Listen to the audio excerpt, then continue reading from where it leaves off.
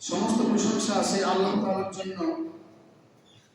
আমরা সেই আল্লাহ তাআলার শেখানো ছোট্ট একটি শব্দের দ্বারা সে মহান আল্লাহ তাআলার প্রশংসা আদায় করি, যিনি আমাদেরকে এই একটি সপ্তাহের মধ্যে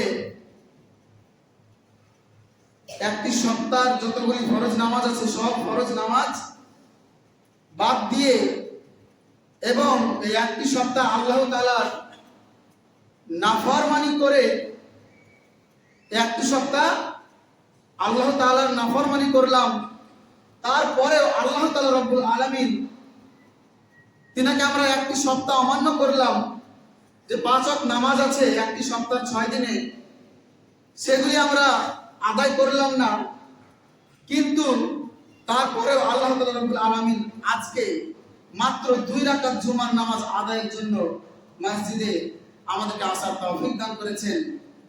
আমাদের মতো নাফরমান বান্দাদেরকে সে আল্লাহ তাআলা রব্বুল আলামিনের প্রতি আমরা তিনার প্রশংসা আদায় করি, সবাই বলি আলহামদুলিল্লাহ।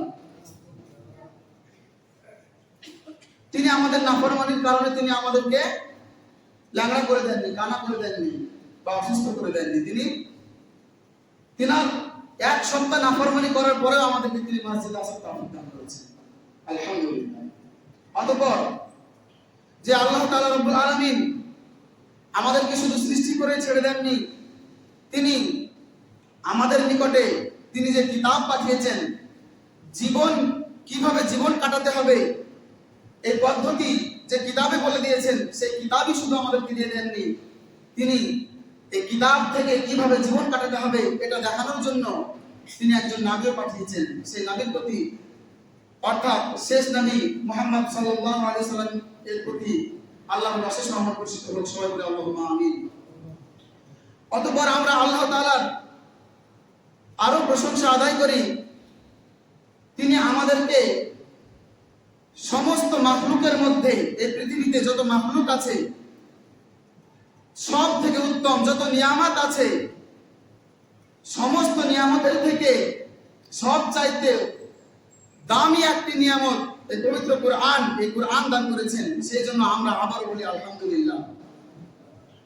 সম্মানীয় উপস্থিতি, আজকে আমাদের খুতবার মূল বিষয় হচ্ছে যে আমরা সত্যি সত্যি ঈমানদার কিনা, আমরা সত্যি সত্যি ঈমানদার কিনা। আমরা যে ঈমানের দাবি করি, সবাই আমরা ঈমানের দাবি করি না, কিন্তু আমরা সত্যি সত্যি ঈমানদার কিনা এই কথাটা আমরা আজকের খুতবায় বুঝবো এবং জানবো, এবং জানা বোঝার পর আমাদেরকে কি করতে হবে সেটা আমরা করব। শুনবো এবং শুনে থেকে যাবো এটা করব না। সম্মানীয় উপস্থিতি, আল্লাহ তাআলা রব্বুল আলামিন আমাদের কাছে কোরআন পাঠিয়েছেন এবং এই কোরআনে আল্লাহ তাআলা রব্বুল আলামিন বলছেন, ইয়া আইয়ুহাল্লাযীনা আমানু তাকুল্লাহা হাক্কা তুকাতিহি ওয়া লা তামুতুন্না ইল্লা ওয়া আনতুম মুসলিমুন।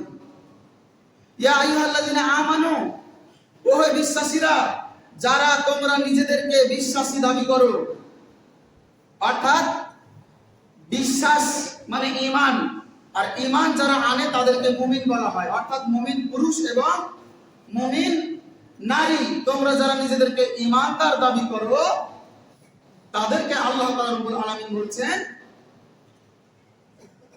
যে তোমরা আল্লাহকে ভয় করো, ইত্তাকুল্লাহ, তোমরা আল্লাহকে ভয় করো, হাক্কা তুকাতিহি, পরিপূর্ণভাবে ভয় করো, যতটুকু তিনাকে ভয় করা উচিত। আল্লাহ তাআলা রব্বুল আলামিন এখানে এই আয়াতে মুমিনদেরকে সম্বোধন করে 2টি কাজের নির্দেশ দিয়েছেন। কয়টি কাজের নির্দেশ? 2টি কাজের। একটি কাজ হচ্ছে আল্লাহকে ভয় করো। কেমন ভয় করো? হাক্কা তুকাতিহি, যতটুকু তিনাকে ভয় করা উচিত ততটুকু তিনাকে ভয় করো। এবং 2 নাম্বার হুকুম হচ্ছে আল্লাহ তাআলা রব্বুল আলামিনের ওয়ালা তামুতুন্না, এবং তোমরা মৃত্যুবরণ করো না, এবং তোমরা মৃত্যুবরণ করো না। কিভাবে? ইল্লা ওয়া আনতুম মুসলিমুন, তোমরা মুসলিম না হয়ে মৃত্যুবরণ করো না। এই আয়াতটি আমাদেরকে বুঝতে হবে। আল্লাহ তাআলা প্রথমে বললেন হে মুমিনরা, প্রথমে কি বললেন?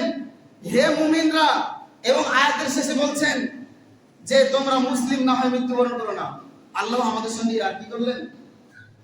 আল্লাহই বলছেন যে তোমরা মুমিন বলে, আল্লাহ তাআলাই আমাদেরকে মুমিন বলে সম্বোধন করছেন, আবার আল্লাহ তাআলা আমাদেরকে বলছেন যে তোমরা মুসলিম না হয়ে মরো না। সম্মানীয় উপস্থিতি, তাহলে আমাদেরকে প্রথমে শব্দার্থ এবং এর তরজমা এবং ব্যাখ্যা আমাদেরকে জানতে হবে। এখানে আল্লাহ তাআলা রব্বুল আলামিন আমাদেরকে সম্বোধন করে প্রথম হুকুম করলেন যে তোমরা আল্লাহকে পরিপূর্ণ ভয় করো এবং মুসলিম না হয়ে মরো না। এবার পরিপূর্ণ ভয় বলতে কি? পরিপূর্ণ ভয় হচ্ছে যে আপনার মধ্যে যদি ঈমান এবং আকীদা পরিপূর্ণ থাকে তবে আপনি আল্লাহকে পরিপূর্ণ ভয় করতে পারবেন। আর ঈমান এবং আকীদা যদি আপনার মধ্যে পরিপূর্ণ না থাকে, ঈমান এবং আকীদা, যে ঈমানের আমরা দাবি করি যে আমরা সবাই ঈমানদার, নাম রেখেছি আব্দুল গফুর আব্দুল সাত্তার, কিন্তু আমরা প্রকৃত ঈমানদার না, যেটা আজকে খুবই বিষয়। তো আল্লাহ তাআলা বলছেন যে তোমরা আল্লাহকে পরিপূর্ণ ভয় করো। পরিপূর্ণ ভয়টা কিভাবে হবে?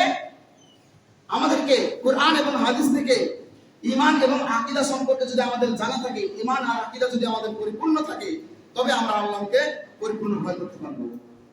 আর একই উত্তর হবে যে পরিপূর্ণ মুসলিম হতে গেলে আমাদেরকে কি করতে হবে? ঈমান এবং এই আকীদাকে পরিপূর্ণ করতে হবে। অনেক ওলামা, অনেক ইমাম নামাজ সম্পর্কে খুতবা দিয়ে দেয়, অনেক ইমাম নেকি, হজ যাকাত সম্পর্কে, দান সাদকা সম্পর্কে খুতবা দিয়ে দেয়, কিন্তু একটা কথা বলতে চাই, ঈমান কতটা গুরুত্বপূর্ণ, ঈমানের খুতবা আমাদেরকে আগে শোনা উচিত, ঈমান আমাদের আগে ঠিক করা উচিত। কেন? আপনার কাছে 5 কোটি টাকা আছে, এই 5 কোটি টাকা যদি আপনি ব্যাংকে গিয়ে দেন, ব্যাংকের ম্যানেজার নিবে না? এমনি নিবে না। কেন? ওই ব্যাংকে যদি আপনার খাতা খোলা না থাকে, পাসবুক যদি আপনার কাছে না থাকে, 11, 12, 13টা কোডের যদি আপনার কাছে অ্যাকাউন্ট নাম্বার না থাকে, তাহলে আপনার ওই টাকা নেবে না। তো ইসলামে আপনি যত নেকি করেন, যত নামাজ পড়েন, হজ যাকাত করেন, যাই করেন, আপনাকে কি করতে হবে? ইসলামে একটা অ্যাকাউন্ট খুলতে হবে।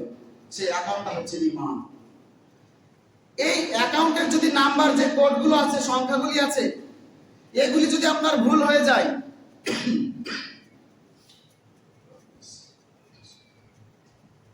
তো বলছিলাম যে এই যে ইসলামের যে অ্যাকাউন্ট আছে ঈমান, তো আমাদের সাধারণ জীবনে, দুনিয়াবী জীবনে অ্যাকাউন্ট নাম্বার যদি ভুল হয়ে যায়, আপনার নামে টাকাটা ঢুকবে না। তাহলে আপনাকে অ্যাকাউন্টটা ঠিক করে নিতে হবে, সঠিক সংখ্যায় আপনাকে টাকাটা লাগাতে হবে। ঠিক তেমন আপনার যদি ঈমান ঠিক নাই, আপনার আকীদা ঠিক নাই, আর আপনি কি সুন্দর একদম জুব্বা পরে চলে এসেছেন মসজিদে, দামি আতর লাগিয়ে নিয়েছেন, নামটা আপনার আব্দুল জব্বার, কোনো কাজ নাই, অন্যদিকে চলে যাবে। আপনার আমল, আল্লাহ তাআলা কি বলছেন? আল্লাহ তাআলা বলছেন যে আপনার আমলকে ধুলোর সঙ্গে মিশিয়ে দেওয়া হবে হাশরের মাঠে। তাই সম্মানীয় উপস্থিতি, আমরা আগামী কয়েকটা জুম্মাতে ঈমান সম্পর্কে জানবো। আজকে খালি প্রাথমিক ধারণাটা আমরা জানবো। আপনাদেরকে প্রথমে আমি আকীদার একটা বিষয় সম্পর্কে জিজ্ঞাসা করতে চাই, যে এই যে কোরআন এবং হাদিস যে হুকুমগুলি আমাদেরকে করছে, এই হুকুমগুলি মৌলভী সাহেব শুধু মসজিদের ভিতরেই বলবে, আর আপনাদের যে ব্যক্তিগত জীবন, মসজিদের মেন গেট থেকে বার হয়ে কিন্তু আপনাদের ব্যক্তিগত জীবন। আমি আপনাদের অনেককে দেখেছি, আপনাদেরকে লজ্জা মনে হয় কিনে খাওয়াতে হবে, মসজিদের সামনে দিয়ে আপনারা হেঁটে যান, তখন আপনারা বিড়ি টানেন। লজ্জা কিনে খাওয়াতে হবে আপনাদেরকে মিনারেল ওয়াটারের মতো।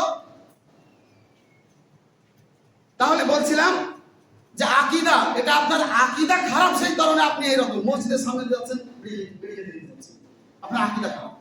তাই আপনাকে জিজ্ঞাসা করতে চাই, আপনাদের সকলকে জিজ্ঞাসা করতে চাই, পুরুষ এবং মহিলাদেরকে, যে আকীদা কাকে বলে দেখে নিন, আকীদাটা বুঝতে হবে। কোরআন এবং হাদিস আমাদেরকে যে আমাদের জীবন সম্পর্কে যে হুকুমগুলো করছে, সেগুলি খালি মৌলভী সাহেব শিখবে, মাদ্রাসায় শিখবে, শিখে এসে মসজিদে ঢুকবে, ঢুকে খালি মেম্বারে দাঁড়িয়ে খুতবাতে বলবে, বাকি আমরা গ্রামে মারি কাটি, ঝগড়া করি, ঝামেলা করি, মানুষের উপর জুলুম করি, যা খুশি তা করে, ওইদিকে মৌলবি বলতে পারবে না। সকলকে বলছি এখানে যিনারা উপস্থিত আছেন, চ্যালেঞ্জ করছি আপনারা বেরিয়ে যান এখন মসজিদ থেকে। এরকম বিশ্বাস যারা রাখেন যে খালি মৌলবি সাহেব শরীয়ত খালি মসজিদের ভিতরে মেম্বারে বলতে পারবে, মসজিদের মেন গেটের বাইরে গিয়ে আর বলতে পারবে না আমাদের ব্যক্তিগত জীবনে, আপনি বেরিয়ে যান এখন। এক আলেম ডেকে আনুন, যে কোনো আলেমকে ডেকে আনতে পারেন।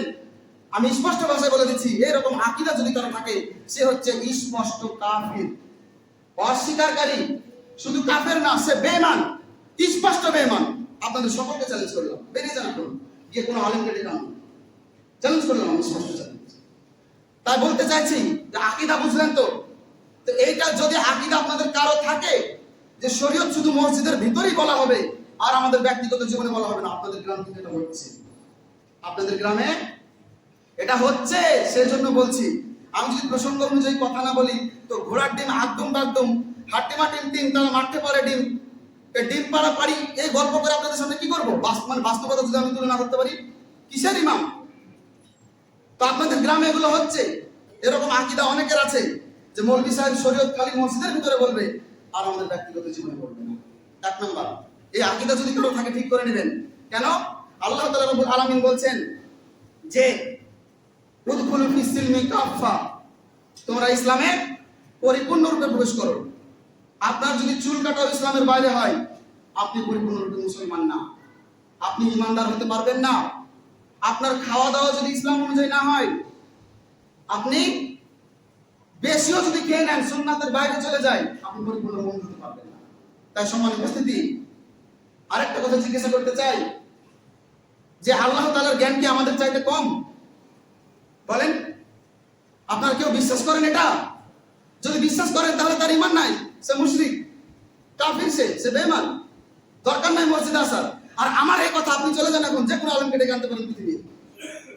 কেউ যদি এটা বিশ্বাস করে যে আমাদের চাইতে আল্লাহর জ্ঞান কম, কেন বললাম কথাটা? কারণ আপনাদের গ্রামে আমার মুসল্লি আপনারা, আমার বাপের থেকেও আপনাদের সঙ্গে আমার সম্পর্কটা বেশি।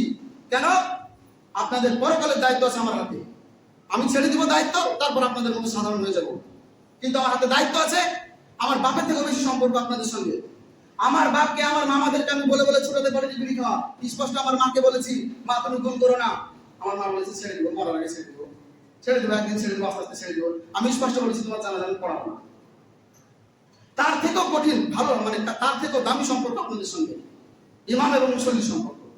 তো আমি যে হক কথা বলবো, এই হক কথা বলতে গিয়ে আপনারা যে রাগ করবেন, আপনারা যে হারামগুলি মানে হালাল বাদ দিয়ে হারামগুলি আপনারা হালাল করে নেবেন, আর এই হক কথা আমি মেম্বারে উঠে বলবো আর আপনারা রাগ করবেন, এটা কিন্তু হবে না। ঠিক আছে, আপনার কাছে গুলি পিস্তল অনেক আছে, আপনার হাতে ক্ষমতা অনেক আছে, আপনার গোষ্ঠী বড়, আপনার এই বিরাট গোষ্ঠীর গোলামি করার জন্য আমি মাদ্রাসায় পড়েছি 10 বছর, হোটেলে থালা মাজতে মাজতে যে কটা টাকা পেয়েছি, বিল্ডিং এ কাজ করতে করতে যে কটা টাকা পেয়েছি, ওই টাকা দিয়ে আমি মাদ্রাসায় পড়েছি। কিষানগঞ্জের হোটেলে থালা মেজে আমি কিষানগঞ্জ মাদ্রাসায় পড়েছি, হোটেলে থালা মেজে কটা টাকা বেতন পেয়ে, আঞ্জুমান বাদ দিয়ে। তো কত কষ্ট করে পড়েছি। আপনার বড় গোষ্ঠী আপনার গোলামি করতে হবে সেই জন্য? আপনি এই গ্রামের মস্তান, আপনার বিরুদ্ধে কিছু বলতে পারবো না সেই জন্য? আপনার গোলামি করার জন্য আমি থালা মেজে পড়েছি, কোরআন হাদিস শিখেছি? আল্লাহকে ভয় করা বাদ দিয়ে আপনার বড় গোষ্ঠীকে ভয় করতে হবে? তাহলে আপনার আকীদা যদি এটা থাকে যে আমারই গোলামি করবে মৌলভী সাহেব, না, আপনার ভিতরে ইলম কালাম নাই আর আপনি মসজিদে এসে গলা বাজাবেন? আপনাকে নত হতে হবে। আপনি জানেন না কিছু আর আপনি গলা বাজাবেন, এটা মেনে না যায়। সব মৌলভী ভেজা বেড়াল, এটা ঠিক, কিন্তু সবাই ভেজা বেড়াল না, এটাও ঠিক।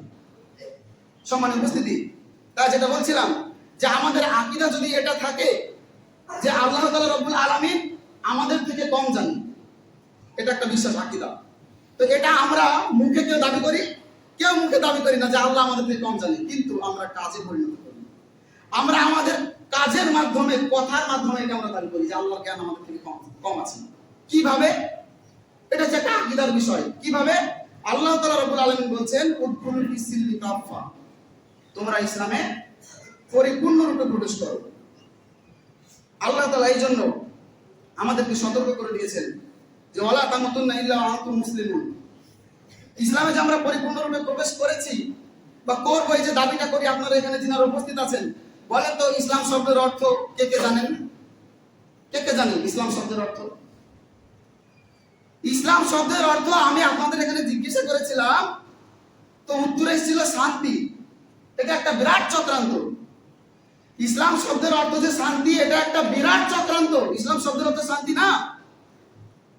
আপনারা জুমার পর যে কোনো ডিকশনারি আনতে পারেন আমার কাছে, যে কোনো ডিকশনারি, বাংলা, উর্দু, ইংরেজি, হিন্দি, যে কোনো ডিকশনারি আমি আপনারা আমাকে দেখাতে বলে দেখাই। ইসলাম শব্দের অর্থ শান্তি না, এটা আমাদের চরম চক্রান্ত আমাদের মুসলিমদের পিছনে করা হয়েছে। সালাম শব্দের অর্থ হচ্ছে শান্তি, আর ইসলাম শব্দের অর্থ হচ্ছে আত্মসমর্পণ করা। ইসলাম শব্দের অর্থ আত্মসমর্পণ করা। খুতবাতে খালি গজল বলে খুতবা কাটিয়ে দেয় আমাদের মুসলিম সমাজের কাছে, গজল বলে টাইম কাটিয়ে দেয়, অথচ ইসলাম সম্পর্কে, ইমান সম্পর্কে আমাদেরকে জানানো হয় না। যেগুলি কি অ্যাকাউন্ট, যেগুলি অ্যাকাউন্ট। সাদ্দাম ভাই তিনার ছেলে ইউপিতে পড়ছে, দিল্লিতে পড়ছে, 10 লাখ টাকা মারবে, মুমিনের অ্যাকাউন্ট নাম্বার একটা ভুল হয়ে গেছে, ওর নামে টাকাটা যাবে? ঠিক সেই রকম আপনার যদি আকীদা, ঈমান যদি ঠিক না থাকে, তাহলে আপনার আমলগুলি আল্লাহ তাআলা ছুঁড়ে ফেলে দেবে, ছুঁড়ে ফেলে দেবে। তাই সম্মানিত উপস্থিতি, আমাদেরকে আকীদা ঠিক করে নিতে হবে। হ্যাঁ ঠিক আছে, আমি সুদ খাই, আমি মানতে পারলাম না, ঠিক আছে, আমি ওইদিকে আমাকে এক সাইডে রাখবো, মসজিদের সঙ্গে আমি গলা বাজাবো না। হ্যাঁ ঠিক আছে, আমি মানুষের উপর জুলুম করি, আমি মানতে পারি না, জুলুম থেকে দূরে থাকতে পারি না, ঠিক আছে, আমি নিজে নিচু হয়ে যাবো, আমি ওইদিকে সাইডে থাকবো। হ্যাঁ আমি মানুষের অন্যায়ভাবে মানুষকে ঠকাই, ঠিক আছে, আমার মধ্যে দোষ আছে, আমি নিজেকে দোষটা মেনে নিই, আমি দূরে থাকবো, সংশোধন করার চেষ্টা করবো। উল্টো আপনি মসজিদে এসে গলা বাজাবেন, আপনি মাতব্বরি করবেন, এটা আপনার মেনে নিতে হবে? এটা কি করে মানা যায়? তাই আমাদেরকে আমাদের আকীদাকে ঠিক করতে হবে, আমাদের ঈমান এবং আকীদাকে সঠিক করে নিতে হবে। এবার এই যে বললাম যে আমাদের আকীদাটা খারাপ, যে আল্লাহ তাআলা আমাদের থেকে কম জানেন, এটা কি করে কম জানেন? এটা আমরা আমাদের কাজের মাধ্যমে পরিণতি করি, মানে দেখাই কিভাবে, সেটা আমরা আগে জানি। আল্লাহ তাআলা রব্বুল আলামিন পবিত্র কোরআনে আমাদের জন্য যে সমস্ত জিনিসগুলি হারাম করেছেন, যে বক্তব্য আল্লাহ তাআলা পেশ করেছেন, এই আল্লাহর বক্তব্যে কি কোনো রকম কমতি আছে, ভুল ভ্রান্তি আছে? কোরআন এবং হাদিসের বক্তব্যে কোনো রকম ভুল ভ্রান্তি আছে? কেউ এটা বিশ্বাস করেন? কেউ করেন না। কিন্তু আমরা আমাদের কাজের মাধ্যমে দেখাই। কিভাবে?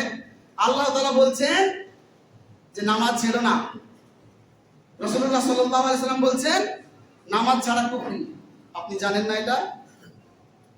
আপনি জানেন না, তারপর আপনি নামাজ থেকে দূরে থাকেন কেন? ওই তো আপনার ঈমান আকীদা ঠিক নাই, ঈমান আকীদা ঠিক নাই, যিনারা ঘুমাচ্ছেন। তারপর আপনি জানেন না যে সুদ হারাম? সমস্ত গুনার ব্যাপারে কঠিনতা এসেছে, কিন্তু আল্লাহর সঙ্গে মারামারি করার কঠিনতা আসে না। আল্লাহ স্পষ্ট বলে দিয়েছে যারা সুদ খায় তারা আল্লাহর সঙ্গে যুদ্ধ ঘোষণা করে। আজকে মসজিদের যদি একটা কাজ ভেঙে যায়, একটা বাচ্চা ছেলে যদি মসজিদের কাজ ভেঙে দেয়, মসজিদের কাজ, আল্লাহর ঘরের কাজ যদি ভেঙে দেয়, তাহলে সেই বাচ্চাটাকে আপনারা ধমক দিবেন এবং বাপের কাছ থেকে ফাইন নিয়ে নেবেন। তাহলে ভাবুন, আল্লাহর সঙ্গে যারা যুদ্ধ ঘোষণা করছে সুদ খাওয়ার মাধ্যমে, তাদের কি করবেন আপনারা? তাদের কি করবেন বলেন? তো এটা কেন হচ্ছে? আমাদের ঈমান আকীদা ঠিক নেই, সেই কারণে ঈমান পরিপূর্ণ না। আজকে খুতবার বিষয় কি বললাম, যে আমরা যে ঈমানের দাবি করি, আসলে কি আমরা ঈমানদার? এটা খুতবার বিষয়, এটা বুঝবেন। তারপর আপনার মেয়ে, আপনার স্ত্রী পর্দা করে না, ফরজ পর্দা করে না, আপনি জানেন না ফরজ পর্দা যদি বাদ দেন তাহলে এটা হারাম। তাহলে আপনি কেন মানেন না? আমরা কেন মানি না? এর পিছনে কারণ হচ্ছে আমাদের ঈমান এবং আকীদা ঠিক নাই, ঈমান এবং আকীদা ঠিক নাই। আপনি জানেন যে ভাইয়ের জমি, ভাই পাগলা, ভাইয়ের জমি নিয়ে নিয়েছেন জোর করে, বোনকে ফাঁকি দিয়েছেন, জানেন না এটা? আপনি জানেন না যেটা হারাম? ইসলামে কঠিন গুনাহ, কাবিরা গুনাহ, ইসলামে এটা হারাম। কারো হক মারা, বান্দার হক মারা, আপনি জানেন না? তারপর আপনি কেন মানতে পারেন না? আপনার সমাজে এই সিস্টেমটা কেন চালু আছে? ওই তো কারো ঈমান ঠিক না। যেখানে যেখানে এই সিস্টেম চালু আছে, অন্যায় অবিচারগুলি যেখানে যেখানে হয়, সেখানে সেখানে তাদের কি নাই? ঈমান এবং আকীদা ঠিক নাই, তাদের ঈমান এবং আকীদা ঠিক নাই। তাই সম্মানীয় উপস্থিতি, আল্লাহ তাআলা রব্বুল আলামিন এই সম্পর্কে বলছেন যে ওয়ামিনান নাসি মা ইয়াকুলু আমান্না বিল্লাহি ওয়া বিল ইয়াউমিল আখির ওয়া মা হুম বিমুমিনিন, সূরা বাকারার 8 নম্বর আয়াত। আল্লাহ তাআলা বলছেন যে মানুষের মধ্যে অনেকেই ঈমানের দাবি করে, মানুষের মধ্যে অনেকেই ঈমানের দাবি করে, কিন্তু ওমা হুম বিমুমিনিন, এই কারণগুলির কারণে তারা ঈমানদার নয়। তাহলে এটা আমার আব্বার কথা, আমার কথা, আমার দাদুর কথা না। সূরা বাকারা, কোরআন খুলে সূরা বাকারা ৮ নম্বর আয়াত দেখে নেবেন। আল্লাহ তাআলা বলছেন ওয়ামিনান নাসি, এবং মানুষের মধ্যে থেকে অনেকেই ঈমানের দাবি করে, কিন্তু আল্লাহ তাআলা কি বলছেন? ওমা হুম বিমুমিনিন, তারা ঈমানদার না। কেন? এই যে আমরা কি করছি? এক মুখে ঈমানের দাবি করছি, এক মুখে ঈমানের দাবি করছি, আবার মাঠে যখন যাচ্ছি তখন কোদাল চালানোর সময় আমাদের ঈমানের খেয়াল থাকে না।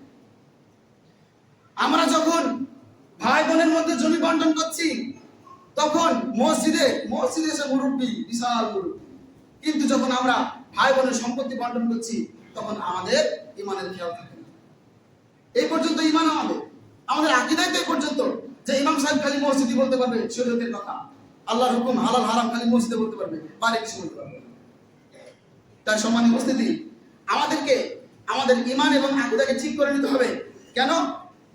আল্লাহ তাআলা রব্বুল আলামিন এই যে পৃথিবীতে আমাদেরকে যে ব্যাংকিং সিস্টেম আছে, ঈমান এবং আকীদা ঠিক করার জন্য সবচেয়ে ভালো উদাহরণ হচ্ছে যে আপনি আপনার ছেলেকে টাকা পাঠাবেন, ওর মধ্যে যদি একটি সংখ্যা ভুল হয়ে যায় তাহলে আপনার টাকা কিন্তু তার নামে ঢুকবে না। ঠিক কেমন আপনার ঈমান এবং আকীদা যদি ঠিক না থাকে তাহলে আপনার আমলগুলি আল্লাহ তাআলা রব্বুল আলামিন নষ্ট করে দেবেন। তো এই ঈমান এবং আকীদার উল্টোটা কি? উল্টোটা হচ্ছে শিরক, বিদআত। শিরক আর বিদআত। আপনাদের গ্রামে অবশ্যই স্পষ্ট শিরক কেউ করেন না, কিন্তু আমার আহলে হাদিস হওয়ার আগে আমি কবরে সিজদা দিয়ে বেড়াচ্ছি। অবশ্যই আপনারা কেউ কবরে সিজদা দেন না, কিন্তু রাসূলুল্লাহ সাল্লাল্লাহু আলাইহি ওয়াসাল্লাম বলেন যে আমি তোমাদেরকে বড় শিরক থেকে ভয় করি না, কিন্তু ছোট শিরক থেকে ভয় করি। আমাদের মুসল্লি এখানে অনেকে আছেন ছোট শিরক করেন, কথার মাধ্যমে হোক কাজের মাধ্যমে হোক অনেক ছোট শিরক করেন। আমরা পরবর্তীতে সেগুলি জানবো। তাই সম্মানীয় উপস্থিতি, আমরা আমাদের গ্রামে, আপনাদের এই গ্রামে দেখেছি বুনিয়াদি পাড়ায় অনেক বাড়ির সামনে লেখা আছে, এমনকি আমাদের মসজিদে এক সাইডে বাইতুল্লাহ এবং এক সাইডে মসজিদে নববীর যে মিনারটা আছে, এটা কিন্তু আহলুস সুন্নাতুল জামাতের কাজ না, এটা বেরেলভিদের কাজ, শিয়াদের একটি শাখা, ওদের কাজ। দেখেন ভাই কোনাতে আছে, আল্লাহ এবং মুহাম্মদ লিখে দিয়েছে। আমরা কাবা ঘরের পূজা করি? বলেন তো, আমরা কাবা ঘরের উপাসনা করি? আমরা মসজিদে নববীর উপাসনা করি? না, আমরা এক আল্লাহর উপাসনা করি, এক আল্লাহর ইবাদত করি, আর নবী সাল্লাল্লাহু আলাইহি সাল্লামের অনুসরণ করি। কিন্তু আমাদের মধ্যে এই আকীদাগুলি আমাদের জায়নামাজে কাবার ছবি ভরে দেয়। আমরা বাড়িতে টাইলসে লাগাই, এমনকি খাজা মহিউদ্দিন চিশতি রহমাতুল্লাহ আলাইহির যে টাইলসটা পাওয়া যায়, লাগানো থাকে ছবি, সেটা আমাদের ঘরে লাগাই মেন গেটে। তো আপনাদের বুনিয়াদি পাড়া গ্রামে আছে, সম্ভব হলে আপনারা কি করবেন? তুলে ফেলবেন, সম্ভব হলে তুলে ফেলবেন। এবং অনেক ক্ষেত্রে দেখা যায় হাযা মিন ফাজলি রব্বি, হাযা মিন ফাজলি রব্বি, এটা লেখা থাকে। তো এটা লিখে রাখতে পারেন, কিন্তু এর পিছনে আবার হাস্যকর একটা ব্যাপার আছে। আল্লামা ইকবাল, ভারত এবং পাকিস্তানের বড় একজন কবি, তিনি বলছেন যে सूद के पैसों से घर बनाता है आए मुरब्बी, सूद के पैसों से घर बनाता है आए मुरब्बी, और घर के बाहर लिखे रहते हैं हाजा मिन फजली रब्बी। तो আমরা সুদের টাকায় বিল্ডিং বানাই আর বাইরে কি লিখে দিই? হাজা মিন ফাজলি রব্বি। তাই আমরা এটা করব না। আমরা আমাদের ঈমান এবং আকীদাকে ঠিক করে নিব। আমাদেরকে খেয়াল রাখতে হবে যে কোথায় কোথায় আমাদের ঈমান এবং আকীদা নষ্ট হচ্ছে, সেটা আমরা জানবো এবং তা থেকে বিরত থাকবো। আল্লাহ তাআলা রব্বুল আলামিন আমাদের সকলকে ঈমান সম্পর্কে জানার, আকীদাকে ঠিক করে নেওয়ার তৌফিক দান করুন, আল্লাহুম্মা আমিন। সম্মানীয় উপস্থিতি, আল্লাহ তাআলা রব্বুল আলামিন আরেকটি আয়াতে বলছেন, খুবই একটি কঠিন আয়াত। আল্লাহ তাআলা বলছেন লাইসাল বিররা আন তুওয়াল্লু উজুহাকুম কিবালাল মাশরিকি ওয়াল মাগরিব। আমরা আরেকটা আকীদা বলছি। আমরা সবাই মনে করি না যে দাড়ি রাখলাম, টুপি পরলাম, জীবনে যা ভুল করেছি, ঠিক আছে, আপনি তওবা করলে শিরকের গুনাহ পর্যন্ত পৃথিবীতে যত গুনাহ আছে আপনি যদি তওবা করেন তাহলে আল্লাহ তাআলা রব্বুল আলামিন তওবা করে যদি ঠিক হয়ে যান তাহলে আপনার সব গুনাহ আল্লাহ তাআলা মাফ করে দিবেন। কেউ ভাববেন না যে শিরকের গুনাহ মাফ হয় না, এটা ভাববেন না। আপনাকে শিরক ছেড়ে দিতে হবে, তওবা করতে হবে, তাহলে আল্লাহ তাআলা আপনাকে মাফ করে দিবেন। এই কথাটা মনে রাখবেন। তো আল্লাহ তাআলা রব্বুল আলামিন বলছেন যে লাইসাল বিররা, এতে নেকি নাই যে তোমরা পশ্চিম দিকে কি পূর্ব দিকে মুখ ঘোরাচ্ছ, যে খালি নামাজ পড়ছি আবার বাড়িতে চলে গিয়ে গ্রামে চলে গিয়ে মানুষকে গালি দিচ্ছি, বিরোধ করছি, হ্যাঁ লোকের জমি কেড়ে দিচ্ছি, লোকের আল কাটছি, লোকের টাকা মেরে দিচ্ছি, লোকের উপর অন্যায় করছি। তো আল্লাহ তাআলা কি বলছেন যে তোমরা খালি মসজিদে আসছো আর বাইরে গিয়ে আল্লাহর নাফরমানি করছো, এতে নেকি না। নেকি কিসে? নেকির কথা আল্লাহ তাআলা রব্বুল আলামিন বলছেন ওয়ালাকিন্নাল বিররা মান আমানা। কিন্তু নেকি কিসে রয়েছে? খালি আসলেন, টুপি মাথায় দিলেন, আর জুম্মার দিন আসলেন, নামাজ পড়লেন, 5 ওয়াক্ত নামাজে আসলেন, বিশাল আপনি মুরব্বী, আপনার ভিতরের খবর আপনি জানেন, আর একজন কে জানেন? আল্লাহ জানেন। সেজন্য আল্লাহ বলে দিচ্ছেন, আমাদেরকে জানিয়ে দিচ্ছেন, ওলামাদেরকে কি, যে ওয়ালাকিন্নাল বিররা মান আমানা, কিন্তু নেকি হচ্ছে তা যে ব্যক্তি ঈমান আনে বিল্লাহি, আল্লাহর উপরে। তাহলে খালি আসলাম আর সিজদা দিলাম এটার নাম ঈমান নয়। ঈমান কি?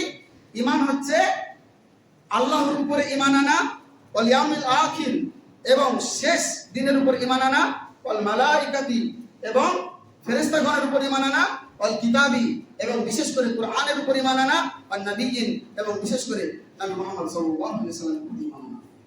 সম্মানিত উপস্থিতি, চলুন আমাদের অল্প একটু সময় যদিও শেষ, এই যে বিষয়, যে কটা বিষয় আমরা এখানে জানলাম, এক হচ্ছে আল্লাহর উপর ঈমান আনা, 2 আখিরাতের উপর ঈমান আনা, 3 ফেরেশতাগণের উপর ঈমান আনা, 4 কুরআনের উপর ঈমান আনা, এবং 5 হচ্ছে নবীর উপর ঈমান আনা, মুহাম্মদ সাল্লাল্লাহু আলাইহি ওয়াসাল্লামের উপর ঈমান আনা।